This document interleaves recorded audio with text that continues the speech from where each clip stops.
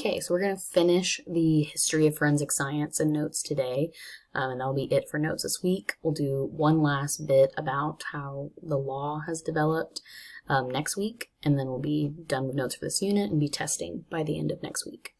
So this is just kind of continue on the same time frame as we left off on Tuesday, and it's just basically to kind of show you our progression of how far we've come. So again, this is like the end of the 1800s. So we're in 2020 now. So 1920 would be 100 years ago. So this is about, around 150, a little less years ago. And how they were profiling murders. That's the psychology. So forensic psychology. This is a forensic psychologist at the time, Italian criminologist. And this was actually something that he put in his book on how to profile a murderer. And if you look through it, it is just pretty ridiculous. So basically he just put physical features. He didn't even put things that they would be like for the most part, other than a cynical attitude. That was the only part that was actually personality. The rest of it is about their appearance. So dark hair, bushy eyebrows, abundance of wrinkles, has a tattoo, dresses shabbily, like all those things are, could be true of a murderer, but could also not be. And obviously we know now that murderers can certainly look like anyone else. So this is a pretty terrible profile, and you're just going to kind of see on the next few slides how we're getting to like today's ranking of science and how it used to basically be just made up is kind of what it seems like. All right, we're going to move forward. So right after that, 1892, we've already been using fingerprints because if you remember the Will West story, they had to start using fingerprints because we realized that other types of measurements just aren't always going to work because sometimes our measurements are too close to each other. So we start using fingerprints, and these fingerprint classifications are actually still the same ones we use today. So the arch, the whorl, the loops, that'd be the most common. This kind of classification is still the one we use today, and we already knew about it in 1892, which is like 120 some years ago. Now, Carl Landsteiner is kind of the first scientist that I think of as a big science person of today. Like he's really pushing us into important things that we needed to know about in science today. He discovered the ABO blood groups. So the AB was found just shortly after, but he found the A, the B, and the O. Now, before you didn't know, before this, we really had no understanding of blood groups. We would give people blood transfusions with just anyone's blood and assume that it would be fine. Sometimes they would even give people blood transfusions with animals, which to us sounds crazy now, but to me, you have to put yourself back in the mindset of this time period where there is very little educated people, and if they were educated, it was like reading, writing, politics even, like that'd be kind of the direction. Science was definitely not what most people were studying, and it was just not understood at all that there can be microscopic things in our blood cells that make our blood react poorly with other people's blood. To believe in something that was invisible to the eye is something that just wasn't a normal thought at the time frame. So this was a huge discovery that led to us being able to do blood transfusions so much more effectively. So save lives. This was more of a greatness in medical research. But then now we can actually match it in crime scenes. So like someone leaves their blood behind, we can test it and find out it's type A. Then that would narrow us down till we wouldn't look at suspects that weren't type A. So we definitely can narrow our pool of suspects. Then we get into 1910, just a little bit later. So this is Edmond Locard. Edmond Locard is the father of forensics, so that would make him important, the father of forensics.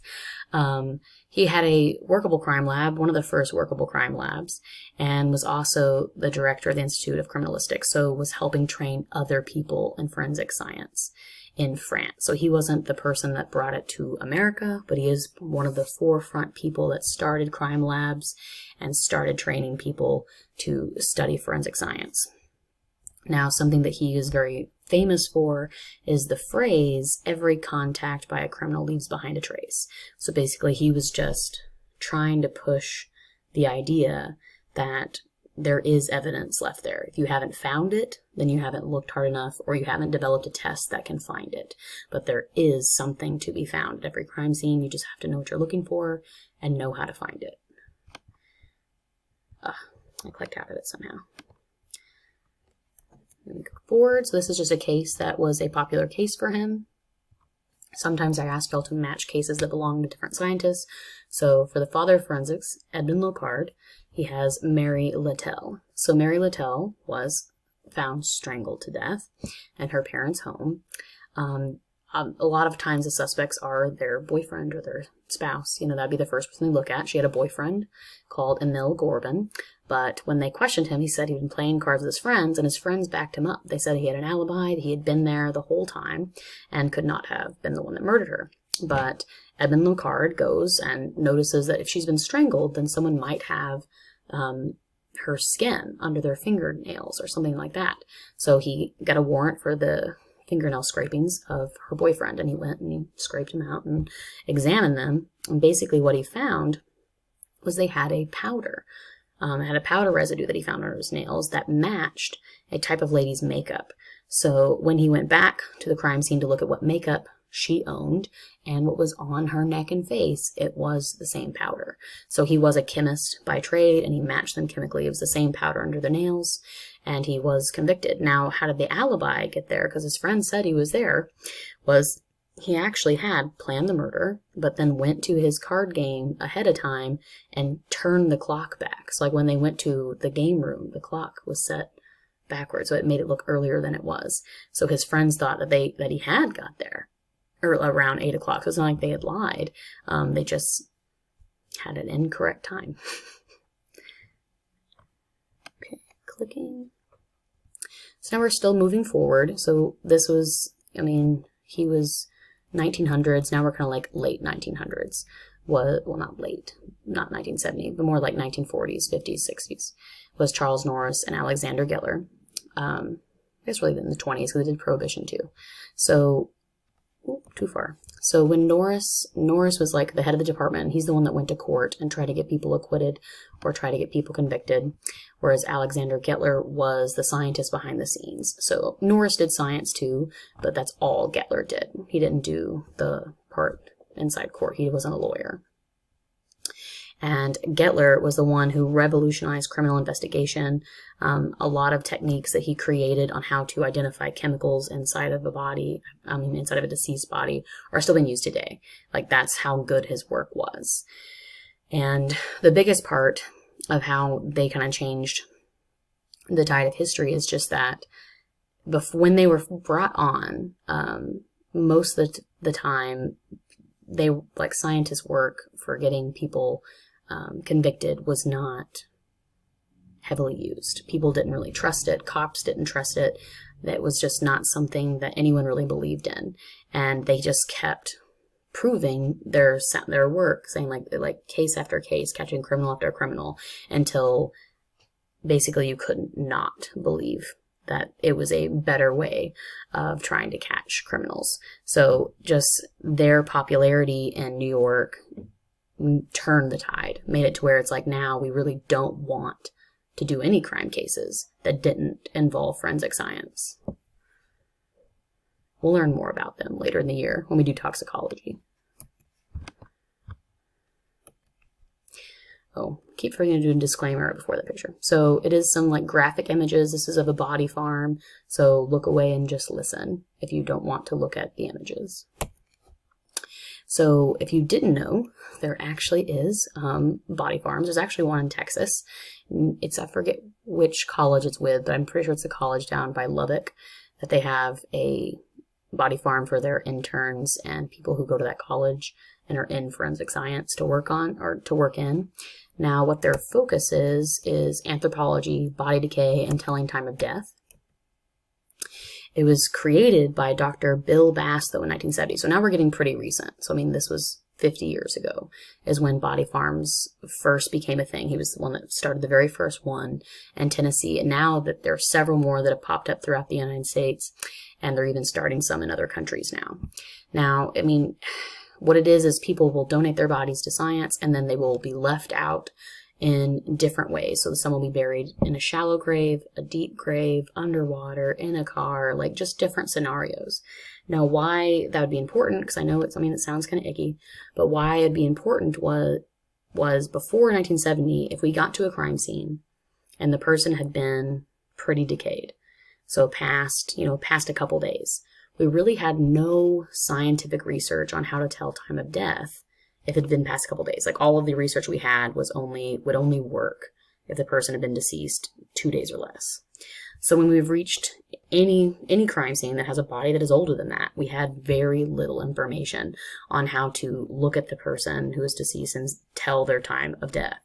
And if you cannot tell time since death, you can't give me an accurate time of death, then we really can't check alibis. We can't look at like footage from cameras to see if the suspect was in the area. We can't check cell phones to see if they made calls. Like, all those things to have more evidence against a suspect you can't use if you don't know when the person died. So it's really, really important that we began researching how to figure that out. And Dr. Bill Bass was the first person to realize the need and start doing it, and hiring forensic anthropologists to come there and study the process of decomposition in different ways, because it's going to be different. Like, if you just had never thought about that, if you were buried underground or left on top of the ground, the decomposition rates are going to be entirely different. So if you don't have a lot of research on every single type of scenario that could possibly ever exist, then when we get to that crime scene, we're not going to be prepared to be able to tell time of death. Clicking. So they let people go out there and train, medical examiners, other anthropologists, FBI, the cadaver dogs, so dogs that go and look for bodies that are buried. Like, there's a lot of opportunities there for people to train at these facilities as well. And then our last really important science guy for getting us into the now is Sir Alec Jeffreys. So in the mid-80s is when he began his work on DNA. So I know a lot of us today kind of just think that we can find DNA everywhere, and it was always a thing, but it really did not become possible until 1990 was the first year that we used it in a crime case. So that was 30 years ago. It was not long ago at all that we even began to use it. And when I say began, I mean began. So not like everywhere and all over the country is now using DNA. No, it's just that's when it became possible in 1990. So it didn't become a thing until 2000. So really very recent have we been able to use DNA. And this was the guy. So here he is, Sir Alec Jeffreys. This was the case that he discovered it. He'd been working on it, but for like medical reasons is why he had been working on it in the past. But basically law enforcement was really struggling with this case. There was these two young women who had been killed time apart, but same way, same area. They had been assaulted and then murdered in the same area. So they assumed they had someone who was basically having a serial crime, so kind of like a serial killer, but he'd only killed two. So that's not really a serial killer yet, but they were thinking he'd probably do it again if he wasn't caught. And they had no leads. They couldn't figure out any way to figure out who did this. And they heard about Sir Alec Jeffreys, who had been matching DNA using semen samples, saliva samples, blood samples. Like, he was figuring this out. And they knew that they had those kind of things on the crime scene. And they said, do you think you'd be able to run a match if we found you our suspect? And at that point, no one had ever tried to use like crime scene samples. Like, they'd only use like fresh samples, like from a fresh cheek swab, things like that, or from a fresh blood sample. But he tested it. He figured out a way to use older samples, and they ended up what they did was they made every man turn in a sample in the area. Like, every single man had to come in and give a blood sample. And they didn't match anyone, and it took them forever. They tested 4,000 men's sample, from 17 to 34, and found no match. And we're, thinking, oh my gosh, it's over. We'll never catch him. But then they heard basically a rumor. A man had been joking at a bar saying that he had been paid to take the sample for another man. Another man paid him to do his sample for him. They found out who that man was who paid. It was this man, Collins Pitchfork. They got a warrant. They tested him. He was the guy. So, but that was the very first case. It was at the end of 1980. So it was like 1989, I think, was when he was convicted. But so it wasn't possible to be put on the market and used till 1990. So that was like gigantic. Now that we have DNA, that is the coolest, most scientific thing we have ever done. And yet, to y'all, it probably sounds normal, but it definitely is a very new science, a very expensive science. So I guess I'll stop there for history.